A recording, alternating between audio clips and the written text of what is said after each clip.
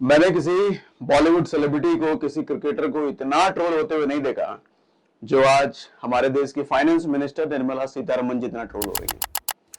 और वो भी क्यों ना, बातें ही, स्टेटमेंट ही कुछ ऐसी आ रही हैं। अब देखो ना भैया, खुला पॉपकॉर्न खरीदोगे तो 5% टैक्स देना, पैकेज पॉपकॉर्न खरीदोगे तो 12% टैक्स देना, और अगर कैरेमल पॉपकॉर्न खरीद लिया तो 18% टैक्स देना।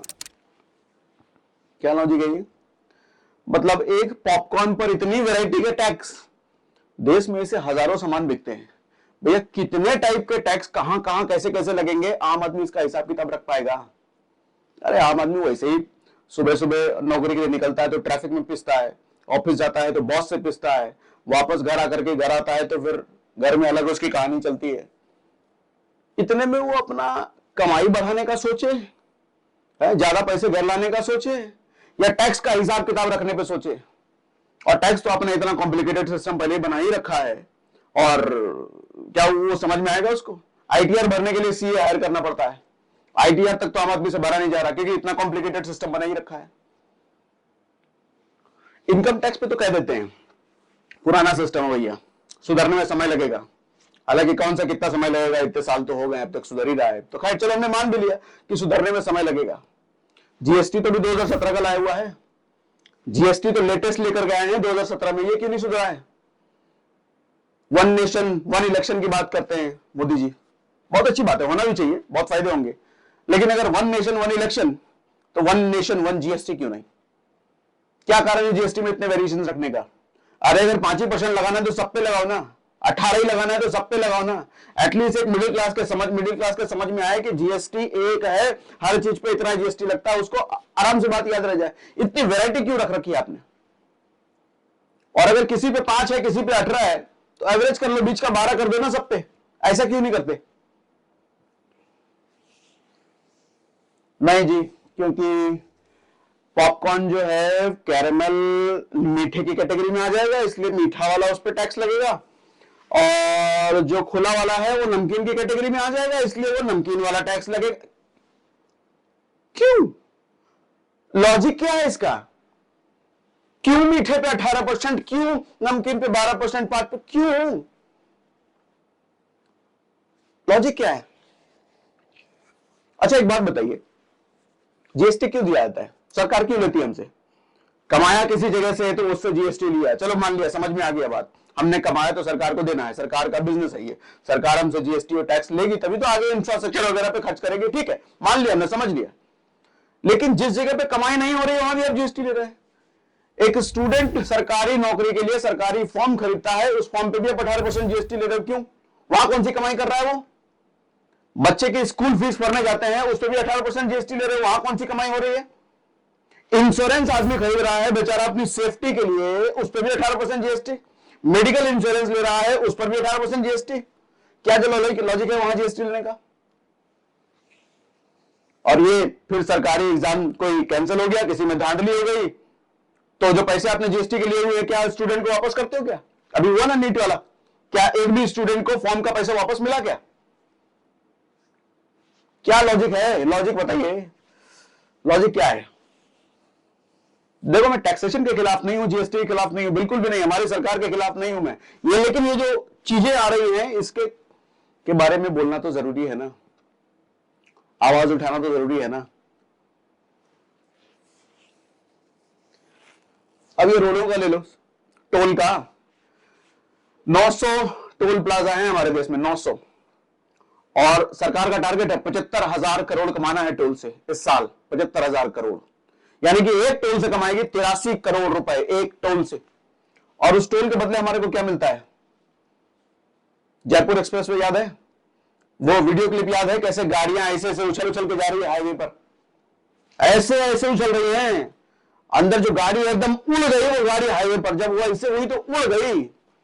सोचो अंदर अगर कोई बच्चा बैठा होता, मरने के चांसेस कितने ज्यादा थे उसके। वो अभी केएमपी एक्सप्रेसवे का वीडियो वायरल हुआ था, गड्ढे से भरा हुआ एक्सप्रेसवे हाईवे, इतना पैसा लेने के बाद ये हाईवे मिलता है हमारे को, ये सड़क मिलता है। अरे लो टैक्स, ठीक है, कोई दिक्कत नहीं है, ले लो, हमारी मेहनत की कमाई का पैसा है, ले लो, लेकिन जिस चीज के लिए ले रहे हो वो चीज तो प्रॉपर दो। हाईवे के लिए अगर पैसा लिया जा रहा है तो अच्छा हाईवे तो बना के दो, सालों साल चले कम से कम वो। आदमी की जान चली जाए ऐसे हाईवे बन रहा है। मतलब पैसे भी दिए, किस चीज के लिए पैसे हो? मरने के लिए दे रहा है क्या पैसे हो? सेकेंड हैंड गाड़ियों पर टैक्स लगेगा भैया। इतने साल बाद याद आया, अरे सेकेंड हैंड गाड़ियों पर हम टैक्स ले नहीं रहे, सेकेंड हैंड गाड़ी पे भी टैक्स लेंगे। बोझा किस पे पड़ेगा? आपको क्या लगता है डीलर पे पड़ेगा? आ गया ना, सेकेंड हैंड कार पे भी अब टैक्स लगे, जीएसटी लगेगा। तो सेकेंड हैंड कार पे जो 18% जीएसटी लगेगी, वो जो डीलर एक्स्ट्रा जीएसटी देगा 18%, क्या डीलर अपनी जेब से देगा? मिडिल क्लास की जेब से लेगा भैया। सेकेंड हैंड गाड़ी कौन खरीदता है? अमीर आदमी, अंबानी जैसे लोग खरीदेंगे। मिडिल क्लास खरीदते हैं। अब मिडिल क्लास पे एक नया मार, भैया मिडिल क्लास तो वैसे ही कट रहा है, वैसे ही मरा रहा है। वो साल भर में उसको 10% का इंक्रीमेंट नहीं मिलता, 6% की महंगाई पहले बढ़ी हुई है, मेडिकल की चीजों पे 15% महंगाई है, खाने पीने की चीजों पे 10% महंगाई है। यानी कि कुल मिलाकर देखा जाए तो महंगाई 10% तो है ही एवरेजिंग में। 10% उसकी सैलरी नहीं बढ़ी, 10% महंगाई बढ़ गई, मतलब कुछ भी नहीं हुआ। और चलो मिनिमम वाला मान भी ले, जो मिनिमम अपने माप दे रखा है 6% वाला, 6% भी अगर महंगाई है, 10% उसकी सैलरी बढ़ी, 4% अगर बढ़ा, उस 4% भी तो अलग अलग हिसाब किताब लगा करके आपने जीएसटी फिस्टी घुसा घुसा करके टैक्स ले लिए। मतलब वो 4% भी उसके घर नहीं पहुंचने देने का, बिल्कुल नहीं। पूरा हिसाब किताब लगा लो, मिडिल क्लास जो कमा रहा है एक एक चीज उससे वसूल लेना है। ऐसे ही लग रहा क्या देख के? और अब बेचारा कहीं सेकंड हैंड फर्स्ट हैंड गाड़ियों पे तो आप जीएसटी ले रहे थे, अब सिर्फ गाड़ी की, उससे इंश्योरेंस खरीदोगे उस पर जीएसटी भी लोगे, बाहर शोरूम से निकलते ही पेट्रोल भराएगा उस पर भी जीएसटी लोगे, भैया कल को सर्विस कराने जाएगा उस पर भी जीएसटी लोगे। तो फर्स्ट हैंड का तो पूरा इंतजाम आपने कर ही रखा था। सेकंड हैंड जिसके पास पैसे कम हो सेकंड हैंड गाड़ी खरीदेगा, उस पर भी इंतजाम आ गया। अब आप कुछ लोग कहेंगे अरे तो डीलर के लिए है, डीलर देगा, डीलर अपनी जेब से देगा हैं? डीलर अगर किसी गाड़ी पे लाख रुपए बचा रहा है और अब उसको 18,000 रुपए देना पड़ेगा सरकार को, तो अपनी जेब से देगा वो 18,000 ना, वो 18,000 गाड़ी में ऐड करेगा, कस्टमर देगा, जो मिडिल क्लास खरीदने गया है वो देगा। मतलब जो पहले 1 लाख की चीज पड़ रही थी उसको अब 1,18,000 की हो गई, 18,000 महंगा देगा वो। मार घूम फिर कर मिडिल क्लास पे पड़नी है भैया, कहीं मार नहीं पड़ रही। अमीरों के बड़े सोचने भैया, अमीरों के लिए बहुत सिस्टम है पैसा टैक्स बचाने का, बहुत सिस्टम है। आप जब सुनते हो ना कितनी बड़ी बड़ी कंपनियों ने जीरो टैक्स भरा, इलीगल थोड़ी, वो लीगल है, तरीके हैं, प्रोविजंस हैं, ऐसे टैक्स बचा। मिडिल क्लास के लिए कितने 80C दे रखा है, 10D दे रखा है, 80, अरे 2-4 टुकड़ वैसे से दे रखा है टैक्स बचाने के लिए, उससे कितना ही बच रहा है। अगर मिडिल क्लास हो, अगर गरीब हो, तो आपको चूसा जाएगा। ऐसा लग रहा है हमारे देश में ये व्यवस्था पूरी टाइट है कि मिडिल क्लास हो तो इसको तो छोड़ना नहीं है, इसको तो काटना है।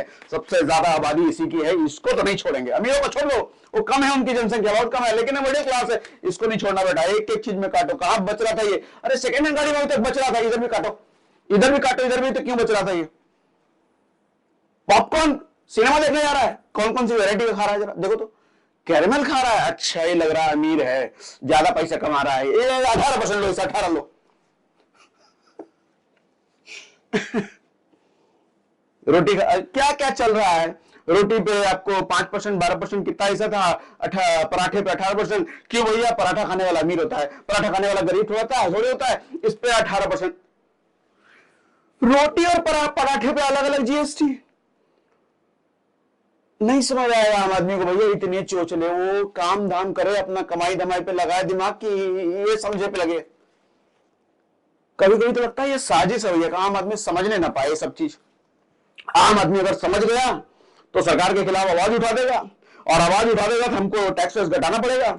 इसलिए ऐसी चीज बनाओ, इतना वेरिएशन रख दो कि इन सालों को समझ ही ना आए। अगर ये समझेंगे नहीं तो आवाज उठाएंगे नहीं। अंग्रेजों ने यही तो किया, हमें समझ में ही चीजें ना आए। आदमी जितना अनपढ़ गवार रहे, लेस एजुकेटेड रहेगा, सरकार उतना कमाएगी। अरे चुपके से 1,000 रुपए की चीज पे उसने 100-150 रुपए एक्स्ट्रा ले लिया, आपको कहां पता चलना है? आपको लगेगा 1100 रुपए रेट था इसका। अरे रेट 1100 नहीं था, रेट तो कम था। वो गाड़ी वाला भी हमने वीडियो बनाया था ना, ये 10 लाख की गाड़ी जो खरीद के आते हो, अब 10 लाख की होती है क्या? वो 11-12 लाख रुपए की होती है। कंपनी तो 11-12 लाख रुपए के रेडी करके दे दिए शोरूम में, उस पर सरकार लेगी 8 लाख रुपए। आरटीओ के नाम पे, रजिस्ट्रेशन के नाम पे, ये नाम पे, वो नाम पे। मैं इसके खिलाफ नहीं हूं टैक्स के। लो, अरे सरकार की कमाई है वो, सरकार कमाई करेगी तभी तो हमारे लिए इंफ्रास्ट्रक्चर और बहुत सारी चीजें डेवलप करके देगी। लेकिन जिस चीज के लिए दे रहे हो वो एटलीस्ट पूरा करके तो दो। अमेरिका में अगर रोड टैक्स लोग देते हैं तो ऐसा रोड बदले में उनको मिलता है जो कि चद्दर बिछा करके रोड पे सो जा रहे, बिना चद्दर बिछाए सो जाए। हमें रोड टैक्स के बदले कैसा रोड मिलता है?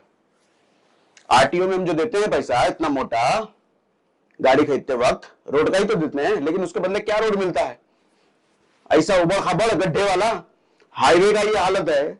आम सड़कों का तो देखते ही हो गया आप, टायर जो 3 साल चल सकता था वो 1 साल में बोल जाता है। भैया हमने तो एक टैक्स भी दिया, और टैक्स दिया इसलिए कि हमारा टायर पूरे 3 साल चले, लेकिन वो 1 साल में बोल जाता है। 1 साल में हम टायर का पैसा देंगे, और 1 साल में जब टायर बदलने जाओगे तो 18% ये टायर भी वेस्ट देगा।